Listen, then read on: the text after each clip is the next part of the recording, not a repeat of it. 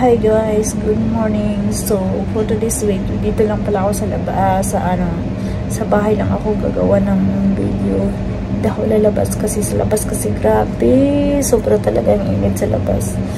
Kung magpaglutuan mo ng itlog, pwede doon mapaglutuan mo ng itlog kasi sa sobrang init talaga. So, for today's video, dito lang ako gagawa ng video sa loob ng bahay. So, hi guys. Ayan, bagong gising pala ako. So, ngayon, maliligo muna ako guys. A few moments later. So, dito, dumating na pala yung grocery ko na kagabi ko palang in-order. Kasi, ang gusto ko sana bukas, pero ang sabi ni Amo, kailangan ko daw mag-list ng grocery, tas isin sa kanya ng gabi. Kaya dumating din naman, umaga din dumating yung mga grocery. Kaya yung grocery ko pala guys, siya every week.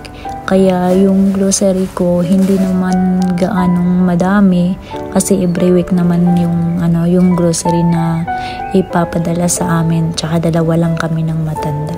Kaya yung grocery na isusulat ko, yun lang kung wala dito sa bahay.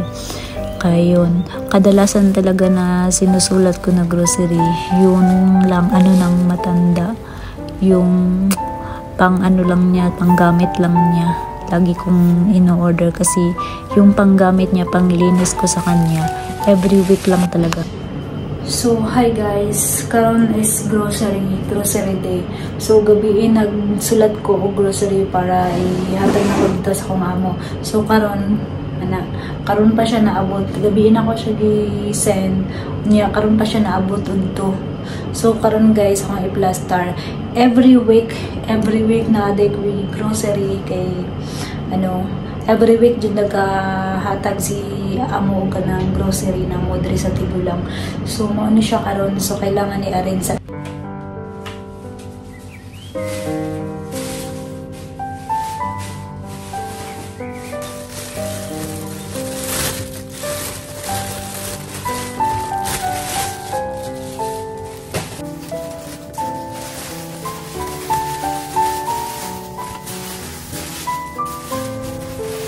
din sa grocery,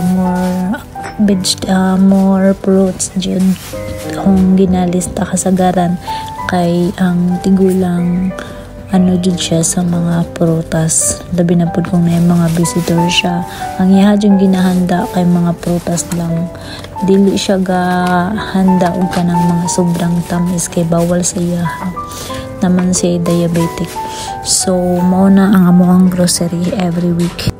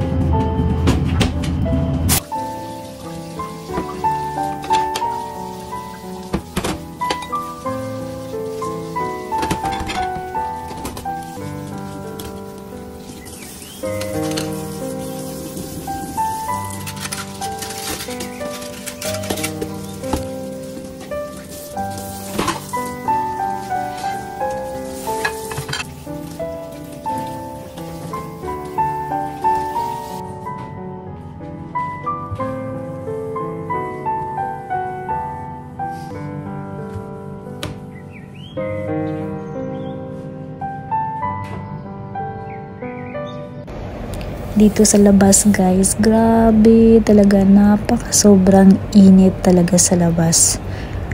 Parang yung balat mo masusunog sa sobrang init niya. Napakainit talaga sa labas, grabe. Sobrang init. Kung mapaglutuan ng itlog, pwede siyang mapaglutuan ng itlog. Kasi sobrang init talaga sa labas.